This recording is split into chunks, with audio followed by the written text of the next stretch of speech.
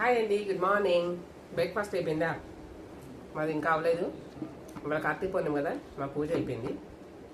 ఇవాళ బయటికి వెళ్ళే పని ఉంది, మళ్ళీ లంచ్ టైం అవుతుందని చెప్పేసి ఈ చపాతీ అయితే కొంచెం హెవీగా ఉంటుంది, తొందరగా ఆకలేదు కదా, అందుకని చపాతీ చేశాను. చపాతీలోకి పొటాటో టమాటో కర్రీ, కొంచెం అల్లం పేస్ట్ చేసుకుని చాలా బాగుంటుంది.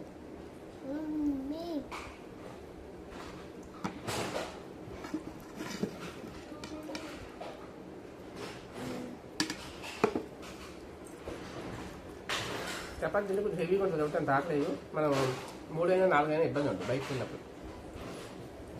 ఇడ్లీ అయితే తొందరగా ఆకలి చేస్తుంది, దోశ అయితే కొంచెం మందంగా ఉంటుంది, అందుకని చపాతీ పొటాటో చేశాను. మీరు టిఫిన్ చేశారా? పూజ అయిపోయిందా? చాలామంది ఉపవాసాలు ఉంటారు కదండి.